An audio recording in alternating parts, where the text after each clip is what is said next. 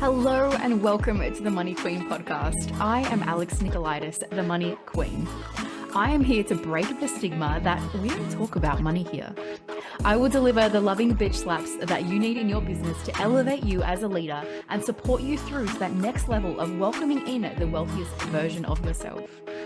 Backed by 14 years in the accounting and bookkeeping industry, I utilize the support of the masculine systems, structure, and ATO compliance combined with the feminine energetics of mentoring and allowing ourselves to be open to receiving and holding space for queens like yourself who are committed to forming a healthy relationship with money. So hit that subscribe button, leave me a rating, and I cannot wait to have you by my side as we raise the feminine collective and create true generational wealth and change. I'm doing something a little bit different for this episode, which may become a regular thing. So if you like this episode, please let me know, and it will be a monthly occurrence. What I'm going to do is a book review because I've read an awful lot of books in my time about money, and I get to share with you why I like them, some key parts of the book which I really resonate with me and I think will resonate with you. And just to share the love. And if you feel inspired by listening to this episode, then you can go and buy the book yourself so that you can highlight the shit out of it, or you can download it on Audible and listen to it on your next walk. So the first book that I have chosen for this new style of episode is We Should All Be Millionaires by Rachel Rodgers. Now, this book is epic. I was recommended this book a couple of times by a few of my business besties, and it took me a while to actually get it. But once I did, I was like, oh my God, she is speaking right to me. Was this written for me? I don't know. Surely her and I would be besties if we were to meet. I don't know. Rachel, if you're listening, hi, hello, I'm your new bestie. The reasons why I love this book, right? It is really refreshing. She just has written it in a way that it is like she's your bestie sitting right next to you and you are just having a conversation with her. It's very conversational and easy to compute. And, you know, the content that she has in there, for myself in particular, is really aligned to my beliefs of, you know, we all should be millionaires. Why are we not? What challenges do I get to be faced with from what's stopping me in my tracks? Where am I, cock blocking myself from the success that I could have in my life and in my business? And where do I actually get to clean that up a little bit? So there's an awful lot of loving bitch slaps in there, which I love personally. I'm a bit of a tough love person. So it was really refreshing to read something from a female author, obviously, Rachel Rodgers, that just really spoke my language. There are a lot of great ideas in there as well, like actionable steps that shows you the comparison between, there's a few tables in there to be like broadcast decisions and millionaire decisions, and seeing the contrast of going, oh my God, I've done this, and this is how I could have done it differently, I thought was brilliant. Instead of, seeing all these words on a page, actually having them in a table to go, this is an example of a broadcast decision, and this is an example of how you can level up your next experience anytime that comes back around into your world, was really brilliant. And again, it feeds into the easeability, if that's even a word, of reading the book. It made me want to read more. And I was actually, when I did read it, I think I've read it twice now, for the first time, I was really excited to read it every day because I was doing 75 hard at the time. And I was excited to learn more of what's in the next episode, in the next chapter for the next day. The other thing that for me, when I was reading it, because I was doing 75 hard, and as part of that challenge, you need to read 10 pages a day. And so I was in it every single day reading at least 10 pages. So it constantly got me in the mindset of the wealthiest version of myself daily when you are reading it. So, the habit that was being formed of reading 10 pages a day, and then the ideas that I was getting from it, and also the justification, I think is the right word, to go like, yeah, like I can do this, or, oh my God, I forgot about this, or you're just bringing home concepts or ideas that I'd had in my life previously, but I'd let fall by the wayside, for instance. We all have $1 million idea inside of us, but what are we doing with it? What have I done with mine? What can I do? How can I pull that out of my clients, for instance? So it was, a really thought-provoking read, which I loved, if you cannot tell. So I wanted to highlight 3 key points as part of these book reviews so that I keep myself in alignment of keeping these episodes in 20 minutes and to give you a bit of a snapshot of what I loved about it most. And I am now a highlighter of books. I didn't used to be because my mother's a librarian and she absolutely hates it. But you know what? It's not her life. It's my life and it's my book. So sorry, Mum. Yeah, I went through the book just now and, looked at the highlighted parts of the book and pull out my top 3. So the first one is, you are not an asshole for asking for what you want. You're an asshole if you ask for what you want in an asshole way. Did I tell you there was loving bitch slaps in there or what? Right. And there is a huge difference in the two pieces of that sentence, right? You are not an asshole for asking for what you want, but you are if you ask it in an assholey way.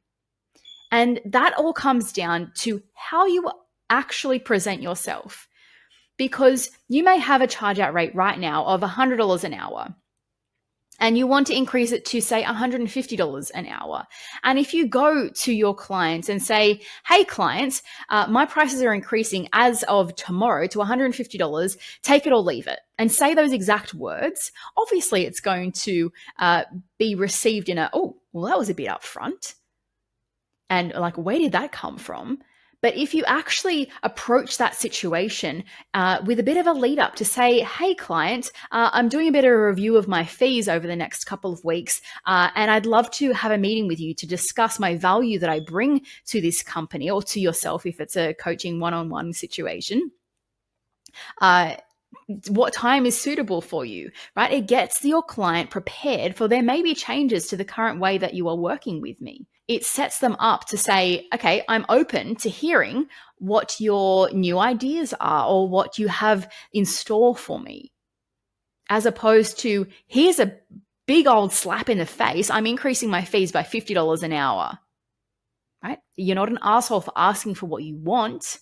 You're an asshole if you ask it in a nasty ass way.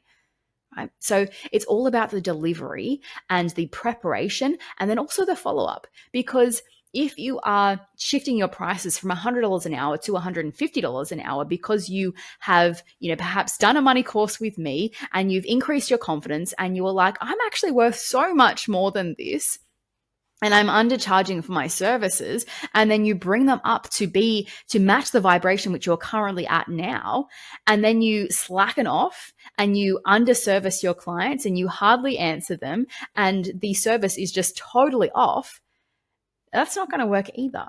So, it's the preparation. It's also then the follow-up to then show them that, yeah, I'm worth the extra money, right? And it's not, I'm just here for a money grab. It's, I'm worth the extra money because here are the results that I've already delivered, and here's my commitment to what I'm continuing to deliver moving forward for you, for your growth, for our partnership, because I believe that any time that you're working with a client, it's a partnership. That's where success happens, is when you are invested in their company and they are invested in yours. And, that creates longevity and a successful business, in my opinion. Another point from the book is, on average, a professional spends 30% of their time on admin, right? And she goes on to say, what can you do with 30% more time? Probably create 30% more income. Goes without saying. If you don't have a VA or support in your business, actually look at how much admin time you are utilizing and look at costing out a VA. If your prices are at $100 an hour, a VA, like I pay $60 an hour for my VA, and she's amazing, right? She has a lot of expertise and skills up her sleeve, which I don't have. My charge out rate is more than $60. So I am benefiting from that. If you can get a VA that's, $5 to $10 an hour, even better. For me in my situation, I don't want to need to train anyone. I just want to give direction, high level direction, and then follow up afterwards. So that's what I desire in my world. But if you are, wanting a more cost-effective option, or you're able and willing to spend more time to invest and train your VA, great, go for the cheaper option. Just know that it may actually not be cheaper in the long run. I have a podcast coming about that in probably April, to be honest. I have an invitation, Queen. If not you, then who? If not now, then when? If this episode is providing you with the aha moments and the loving bitch slaps that you needed to hear today, then listen up. My Money Queen coaching package is perfect to stop being so afraid of money and your numbers in business. This package includes a sacred money archetype reading, which is pretty much like human design but for your money world, and 2 additional 90-minute sessions customized for your own personal money journey to reset your relationship with money, to bring more wealth and abundance into your world for 2024. Remember that courageous moves will create the life of your dreams. And it's time to take action. Head to alexunscripted.com to book in a call with me today. The second thing that I highlighted in this book, which I wanted to share with you, was staying poor won't make you pure. And this is saying that I love. And an example that she shared in the book is Beyonce donated millions and literally bailed out the city of Houston after Hurricane Katrina.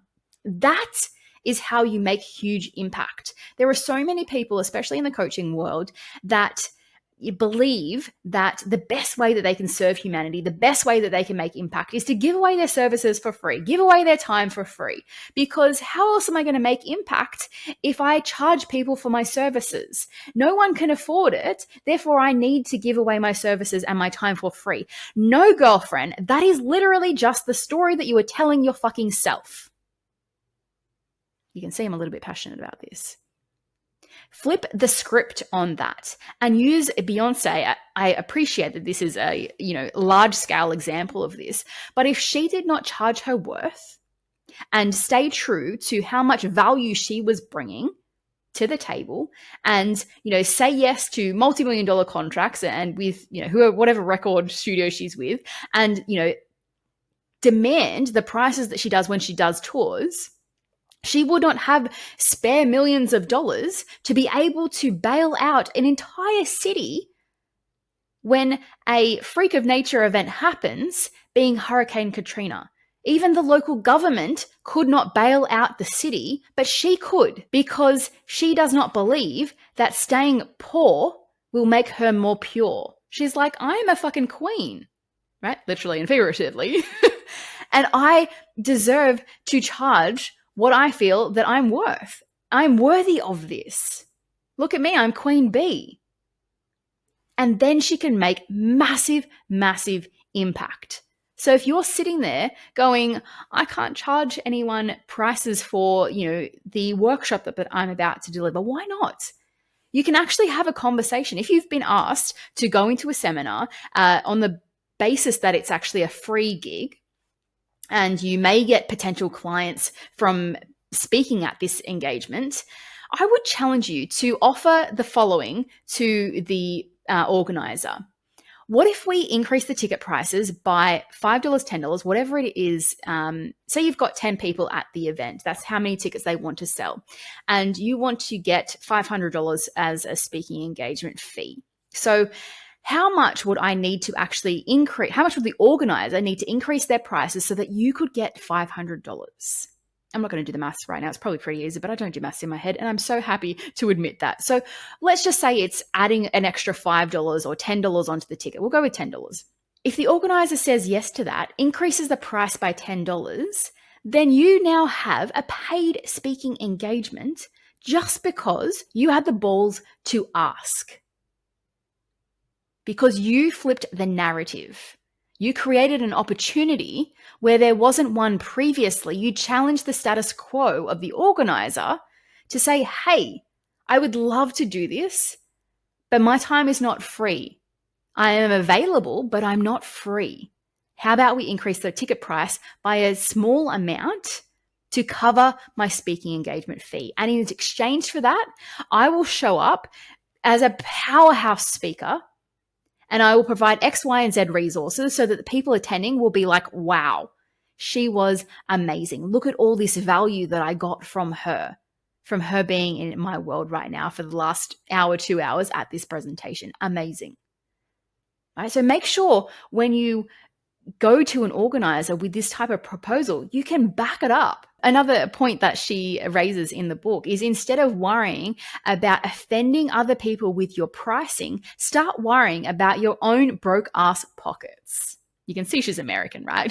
Talking about broke ass pockets, right? Worry about the things that you can actually control and let go of other people's opinions, because everyone has an opinion, right? We all have an opinion, like we all have an arsehole. It does not mean that we need to allow that opinion to control our world. If I allowed the opinions of others to control my life, I would not have this podcast. I was in a group of people a couple of months back, and there was a group consensus of about 15 people, and they were all saying, oh yeah, podcasts are dead, like no one listens to them anymore, they're just a waste of time, rah, rah, rah.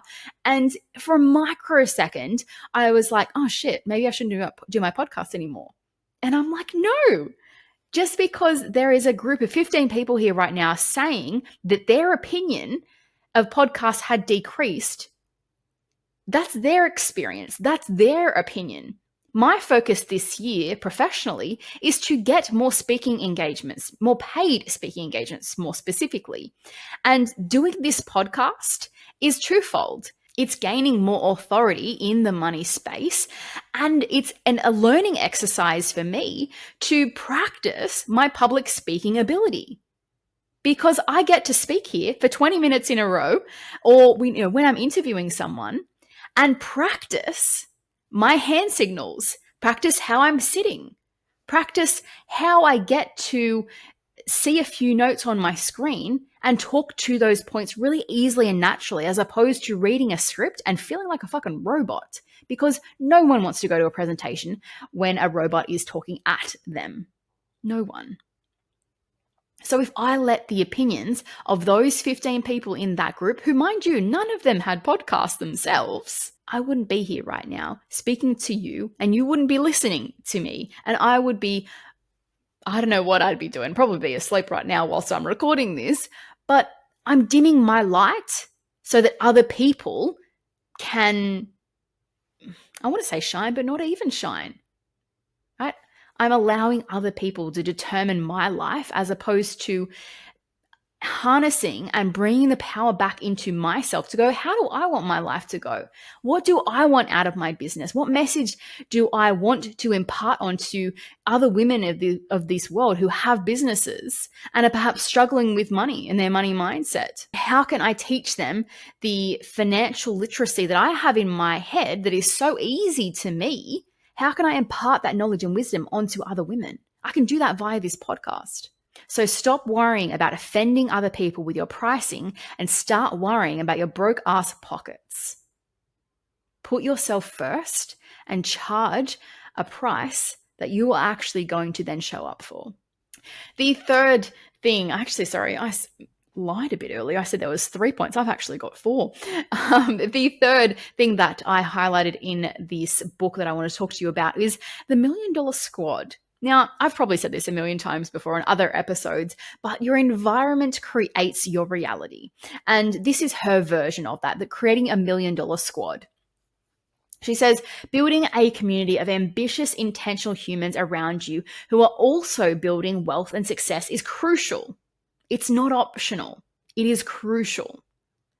And I know that to be true. I know that when I moved to Brisbane, I was like, I only want to be connected with female entrepreneurs who are killing it. Like they are, and it doesn't need to be in a monetary sense necessarily for me when I moved here. When I say killing it, I was like, I want them to be intentional. I want them to be enjoying life. I want them to be, wanting more, wanting bigger, wanting better, to challenge themselves, to step outside their comfort zone, to seek discomfort. Like that's what I was seeking, because that's what I wanted for my life. I wanted something different than where I came from, of everyone just like was born there and grew up there and just stayed there just because it was comfortable.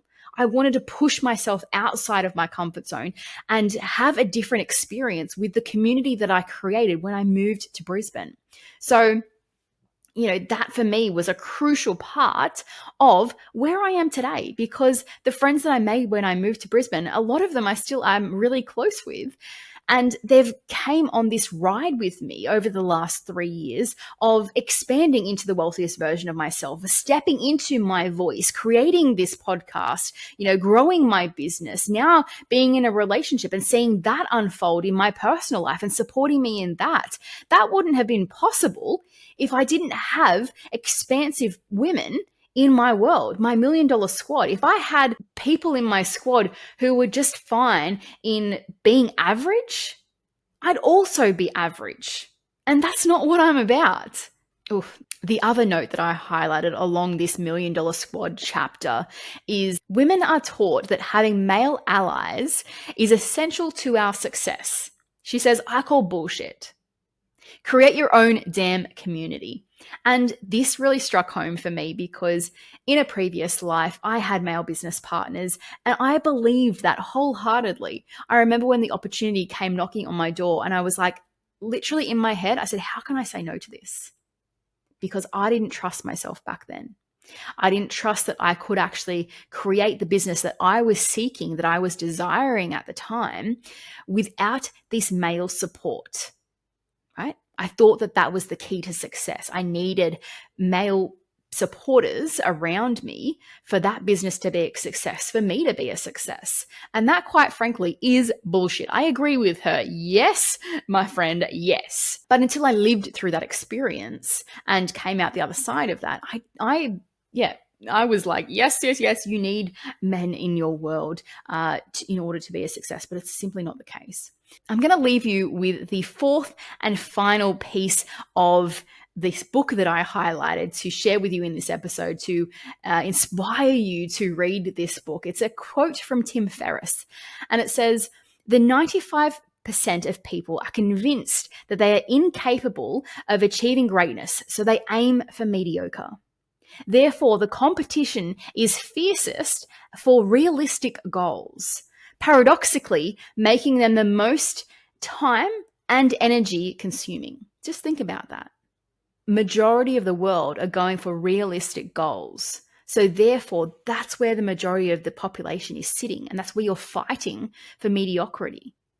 If you actually take a step above that, and it doesn't need to be 10 steps, if you take one step above that mediocrity, there's a lot more room to breathe. There's a lot more space to take up, because the rest of the population, the overwhelming majority, is actually sitting in that middle bit of mediocrity. So how can you shift your business? How can you shift your reality to take one step above that? Because that is where there is room to breathe and to expand. And that's exactly what I did when I moved to Brisbane. I could not breathe in the city that I came from. I needed space. I wanted space to breathe. And that's what Brisbane offered me. Once you finish listening to this, ask yourself, where am I playing at? And how can I take one step forward? Thank you, Queen, for saying yes to your yes in listening to this episode and being a part of raising the feminine collective one conversation at a time. Remember to share this episode with your business besties and join me in breaking the tabooness around having money conversations. As always, if you have enjoyed this episode, please rate, subscribe, and share this on your social media, remembering to tag me in it to help this conversation go further, which creates a bigger ripple effect.